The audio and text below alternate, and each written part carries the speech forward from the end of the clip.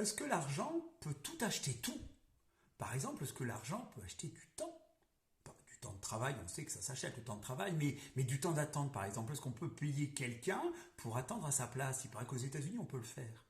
Ou alors du temps de sommeil, est-ce qu'on peut acheter du temps de sommeil? Eh bien, oui. En tout cas, c'est ce que raconte la fable de La Fontaine qui s'appelle Le savetier et le financier. Un savetier chantait du matin jusqu'au soir. C'était merveille de le voir, merveille de l'ouïr. Il faisait des passages plus contents qu'aucun des 7 sages. Voilà, le savetier, le marchand de chaussures, cordonnier quoi. Il dort tranquille la nuit, mais le matin, très tôt, de tue-tête, et il chante en travaillant. Son voisin, au contraire, étant tout cousu d'or, chantait peu, dormait moins encore, c'était un homme de finance. Si, sur le point du jour, parfois, il sommeillait, le savetier alors, en chantant, l'éveillait. Et le financier se plaignait que les soins de la Providence n'eussent pas, au marché, fait vendre le dormir comme le boire et le manger.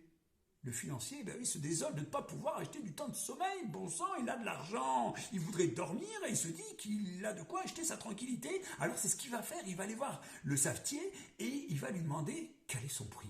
Voilà, alors il y a un moment au milieu du conte qui est un petit peu long où il négocie le prix de la tranquillité avec le savetier. Il lui demande combien il gagne. Le savetier lui dit que ça va, qu'il gagne pas mal sa vie, mais enfin qu'il pourrait gagner mieux si monsieur le curé mettait pas autant de fêtes religieuses qui sont des jours chômés pendant lesquels il peut pas gagner autant d'argent qu'il le voudrait. Voilà. Alors le financier, riant de sa naïveté, lui dit « Je vous veux mettre aujourd'hui sur le trône, prenez ces 100 écus, gardez-les avec soin, pour vous en servir au besoin. » Et il lui donne 100 écus. Ou plutôt, il va acheter sa tranquillité contre 100 écus.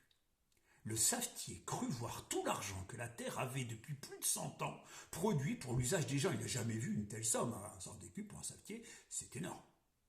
Il retourne chez lui. Dans sa cave, il enserre l'argent et sa joie à la fois. Plus de chant.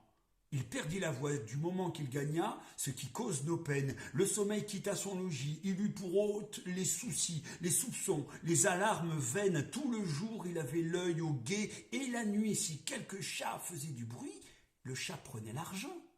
Ben oui, à chaque fois que le savetier, qui a maintenant une somme importante cachée dans sa cave, à chaque fois qu'il entend du bruit, il se dit que c'est un chat, ou plutôt un intrus, qui est en train de lui piquer sa fortune, et il n'en dort plus la nuit.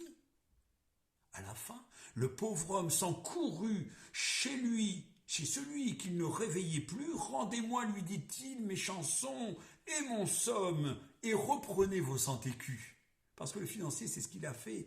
En donnant autant d'argent au savetier, il a acheté sa tranquillité. Et à la question « Est-ce que l'argent peut tout acheter ?» y compris du temps de sommeil, eh bien la réponse est oui. Alors bien sûr, toutes nos insomnies ne viennent pas de nos problèmes d'argent, mais tous nos problèmes d'argent nous créent des insomnies. Et c'est vrai qu'il existe des marchands de sommeil, mais il existe aussi des acheteurs de sommeil.